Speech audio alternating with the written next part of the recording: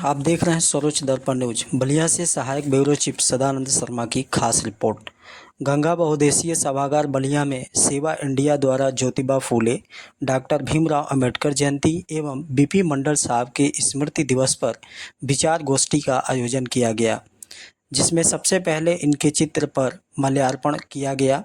इसके बाद तमाम विचारकों ने अपने अपने विचारों को रखा, जिसमें राजदेव यादव जी ने सबसे पहले ज्योतिबा फूले, डॉक्टर भीमराव अंबेडकर एवं बीपी मंडल को नमन करते हुए कहा कि देश को आज़ाद हुए 77-78 साल हो गए, लेकिन भारत आज भी विकासशील राष्ट्र ही है। क्या कमियां हैं, इन बिंदुओं पर विचार करना होगा, तभी हम इन महापुरुषों के सपनों को साकार कर पाएंगे। जिसमें लक्ष्मण यादव, लेखक एवं सामाजिक चिंतक, डॉक्टर बीसी यादव, राष्ट्रीय संगठन प्रमुख सेवा, डॉक्टर पीएन सिंह, प्रांतीय अध्यक्ष सेवा, जेबी राणा, प्रांतीय सचिव सेवा, राधेश्याम गुप्ता, प्रांतीय सचिव सेवा, doctor Bimal Kumar, assistant professor, Kunwar Singh PG college Ballia, अध्यक्ष राजनारायण यादव, जिला संरक्षक रामाशंकर यादव और डॉक्टर कृष्णमोहन यादव, ब्रिजमोहन प्रजापति, शिवजनम यादव, अनिल यादव, नरेंद्र यादव, सुनील वर्मा आदि सैकड़ों की संख्या में लोग उपस्थित रहे। संचालन रामाशंकर यादव जी ने किया। और सांस्कृतिक न्याय, विचार, अभिव्यक्ति, विश्वास, धर्म और उपासना की स्वतंत्रता, प्रतिष्ठा और अवसर की समता प्राप्त कराने के लिए तथा उन सब में व्यक्ति की गरिमा और राष्ट्र की एकता और अखंडता सुनिश्चित करने वाली बंधुता बढ़ाने के लिए दृढ़ संकल्प होकर सभा में इस संकल्प को अंगीकृत और आत्मार्पित करते हैं। बहुत बहुत धन्यवाद।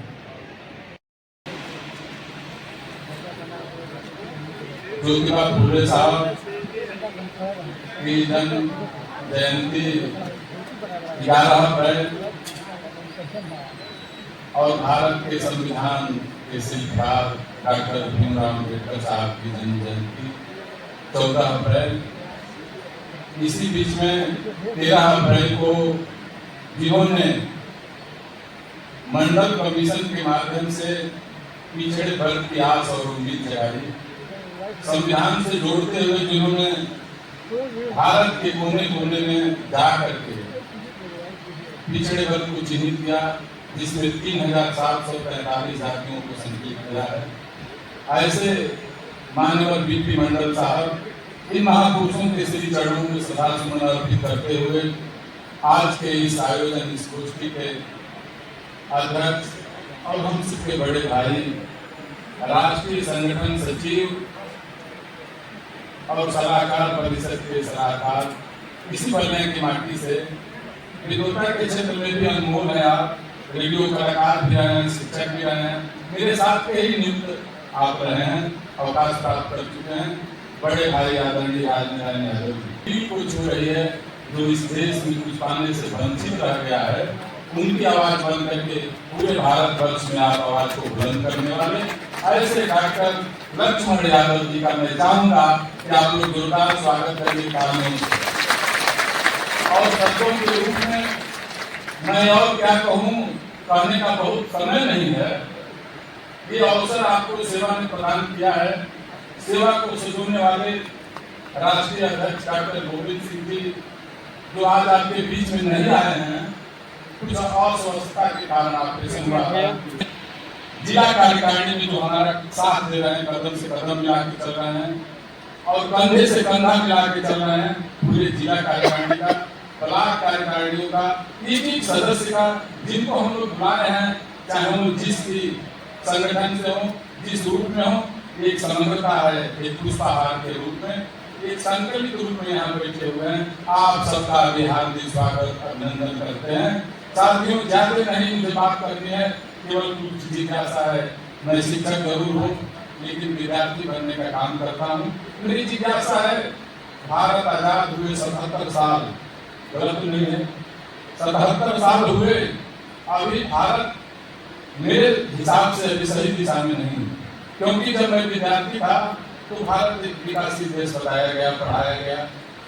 आप लोग विद्वान हैं, क्या भारत आज भी विकासशील है?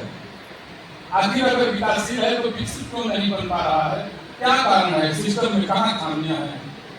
निश्चित रूप से इस देश के रहनुमा भविष्य का प्लान को कर दे कि भारत को विकसित राष्ट्र बनाने के लिए हम लोगों के आदरणीय प्रधानमंत्री जी ने संकल्प किया है, एक वर्ष की तिथि डाला है, 2047 में भारत विकसित होगा।